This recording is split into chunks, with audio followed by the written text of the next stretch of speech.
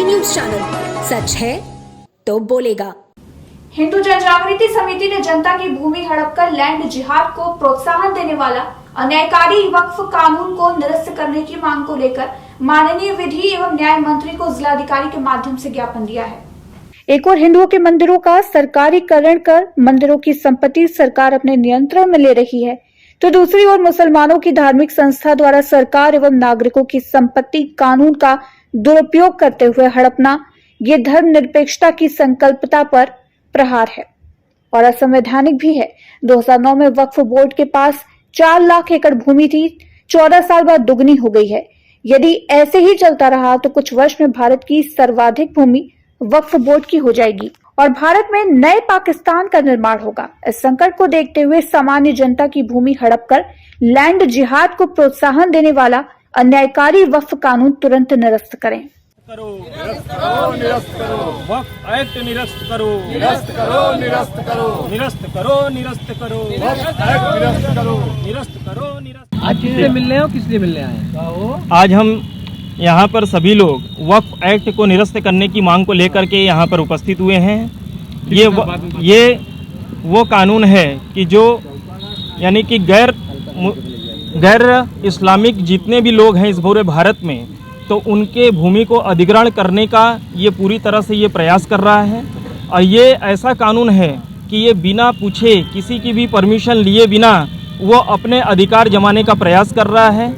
ये वो ऐसा कानून है कि आज हिंदू समाज बड़े मात्रा में इसकी लड़ाई लड़ रहा है। आज हम देख रहे हैं कि ज्ञानवापी का प्रकरण हो, चाहे वो काशी मथुरा का प्रकरण हो, चाहे कुतुब मीनार विष्णु स्तंभ का प्रकरण हो, इस प्रकार की स्थिति आज पूरे उसमें समाज में व्याप्त है। और इसी के साथ अगर आंकड़े की स्थिति की अनुसार अगर हम देखेंगे तो आज सबसे अधिक अगर ज़मीन है तो वो रेल यानी कि इंडियन रेलवे के पास और इंडियन आर्मी के पास में है। यानी आंकड़े के हिसाब से देखेंगे तो 18 लाख एकड़ इंडियन आर्मी के पास में है, 12 लाख एकड़ यानी कि इंडियन रेल के पास में है और 8 लाख एकड़ जो है वो वक्फ बोर्ड के पास में है। अगर 2009 का आंकड़ा अगर हम देखेंगे तो 2009 में 4 लाख एकड़ ज़मीन थी। आज इतने बड़े मात्रा में इन्होंने ग्रोथ किया है कि आज 2023 में 8 लाख एकड़ ज़मीन इनके पास में है। ये अल्पसंख्यक के नाम पर सारी सुविधाएं ये लेते हैं, लेकिन आज हम सोच सकते हैं कि 8 लाख एकड़ ज़मीन इनके पास में है।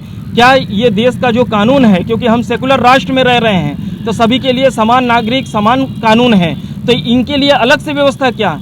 तो ये अपने देश का कानून नहीं मान रहे हैं। तो इससे अर्थ ये हमें समझ में आता है कि अपने ही व्यवस्था ये चलाने का प्रयास कर रहे हैं। और यही खतरा इससे होगा।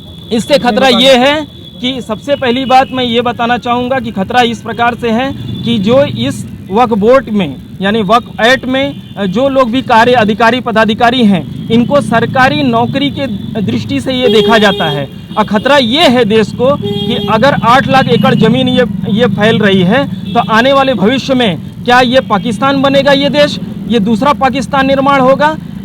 यानी अगर एक इतिहास की अगर हम देखेंगे तो 1925 में जब ब्रिटिश सरकार थी तो इनके धार्मिक परंपराओं को यानी सुरक्षित रखने के लिए वक्फ कानून बनाया था।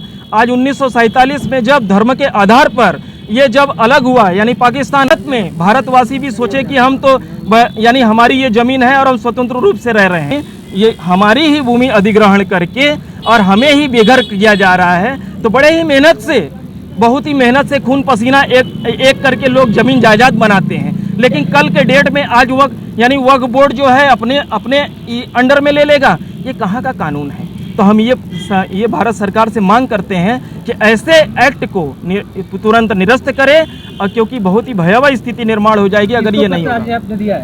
आज हमने यहाँ पर एडीएम सिटी को यानी जिलाधिकारी के प्रतिनिधि यानी एडीएम सिटी को अपर जिलाधिकारी महोदय को ये पत्र दिया है और ये मांग किया है कि ऐसे कानून को निरस्त करें और वक्फ एक्ट जिसका भी ज़मीन उन्होंने लिया है उसको सम्मानपूर्वक हिंदुओं को वो ज़मीन वापस दिया जाए। ऐसे हमने मांग ये माननीय जो है विधि एवं न्याय मंत्री को ये संबोधित है जिलाधिकारी के माध्यम से हमें ये किए। डेंजियो केवल धमाका। डेंजियो लाया है सबसे सस्ता सबसे अच्छा मनोरंजन। आज ही लगवाएं सबसे सस्ता HD पिक्चर उच्च क्वालिटी की सुविधा के साथ। संपर्क करें 9889026747। 0542245485 9889199180।